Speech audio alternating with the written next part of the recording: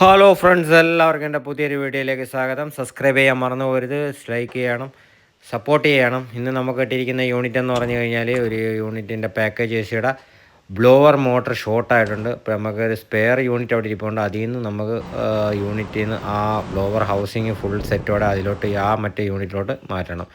അപ്പോൾ നമ്മളിപ്പം ഏകദേശം ഒന്ന് പെയിൻ്റൊക്കെ അടിച്ചിട്ടുണ്ട്. യൂണിറ്റിൻ്റെ ബ്ലോവർ അഴിച്ചിട്ട് പെയിൻ്റൊക്കെ അടിച്ച് ഒന്ന് വെച്ചേക്കാണ്. സ്പ്രേ പെയിൻ്റാണ് അടിച്ചതെന്ന്. നമുക്ക് എന്ന് വെച്ചാൽ തുരുമ്പെടുത്ത കാരണമാണ് ഇത് അടിച്ചത്. സ്പ്രേ പെയിൻ്റ് അടിക്കാൻ കാരണം എന്ന് വെച്ച് കഴിഞ്ഞാൽ ഇല്ല, നമ്മുടെ ബോട്ടിൽ വരുന്ന ചെറിയ സ്പ്രേ പെയിൻ്റ് ഉണ്ട്, അത് വെച്ചിട്ട് ഒന്ന് അടിച്ച്. കാരണം എന്ന് വെച്ച് കഴിഞ്ഞാൽ മൊത്തത്തിൽ തുരുമ്പായിട്ടില്ല, ചെറിയ ചെറിയ തുരുമ്പുകളുണ്ട്. അപ്പോൾ ടോട്ടൽ തുരുമ്പെടുക്കാതിരിക്കാൻ വേണ്ടി നമ്മൾ ജസ്റ്റ് ഒന്ന് സ്പ്രേ പെയിൻറ്റ് എടുത്തിട്ടുണ്ട്. ഫുള്ള് ഹൗസിങ്ങിന് ഇന്നറും എല്ലാം ഒന്ന് ജസ്റ്റ് പെയിൻറ്റ് ചെയ്തിട്ടുണ്ട്. അപ്പോൾ ഏകദേശം പെയിൻറ്റിങ് എല്ലാം കഴിഞ്ഞ് നമ്മളിവിടെ കൊണ്ടുവച്ചിരിക്കുകയാണ്. ഇനി നമുക്ക് അതെടുത്തിട്ട് ഫിറ്റ് ചെയ്യണം. അത് ഫിറ്റ് ചെയ്തതിന് ശേഷം സ്റ്റാർട്ട് ചെയ്തൊന്ന് ചെക്ക് ചെയ്യണം. ജസ്റ്റ് കേബിൾ കണക്ഷനൊക്കെ കൊടുത്തിട്ട് ഇപ്പോൾ ഏകദേശം നമ്മൾ ഫിറ്റിംഗ് എല്ലാം കഴിഞ്ഞിരിക്കുകയാണ്.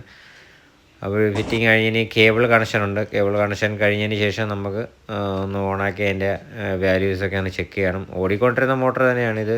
യൂണിറ്റ് ഊരി വെച്ചേക്കുന്നതാണ്, നമുക്ക് അതിൽ നിന്ന് ഇങ്ങോട്ട് എടുത്തിടാൻ പറ്റി.